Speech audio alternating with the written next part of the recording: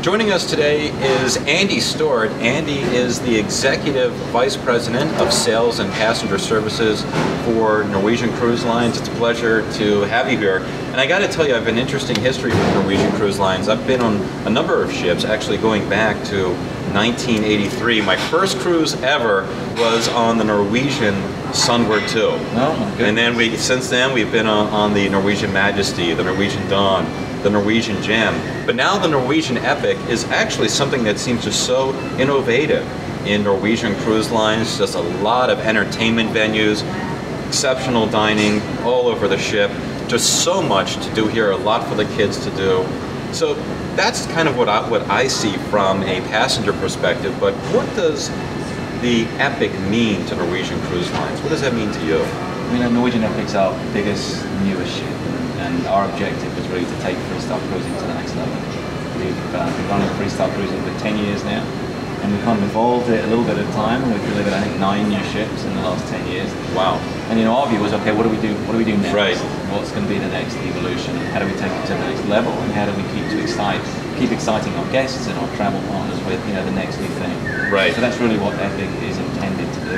And, I hope you're feeling that. That's right, we really do. And you mentioned the freestyle cruising. Mm-hmm. So some folks who may not be familiar with Norwegian Cruise Lines, and those who already are, why don't we talk a little bit about freestyle cruising? And I understand that freestyle has gone through some changes over the last couple of years as well.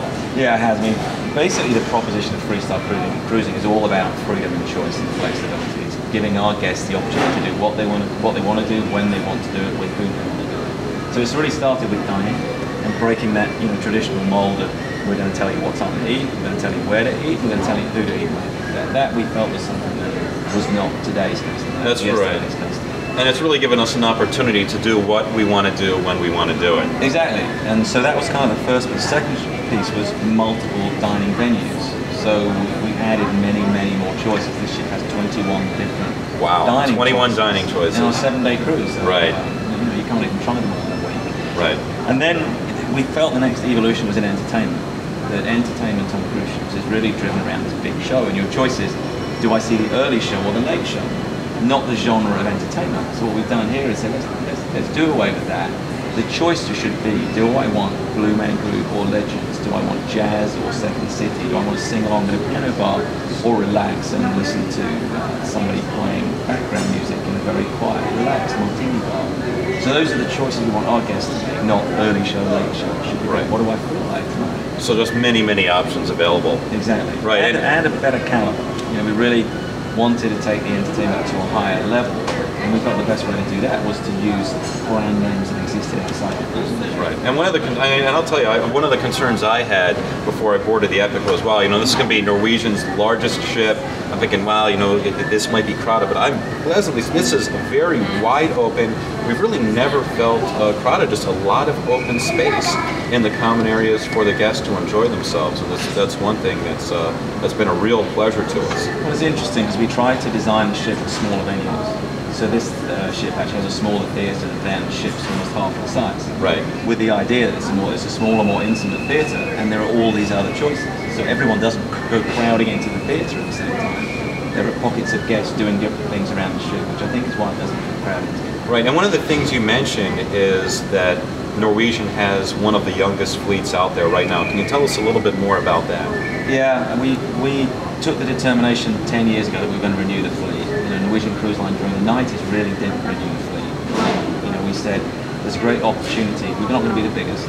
I have no ambition to be the biggest, but we can have the youngest fleet in the North American cruise industry. So we spent the last 9 years really achieving that. We took out some of those ships that you talk about that you sailed on, Norwegian Majesty.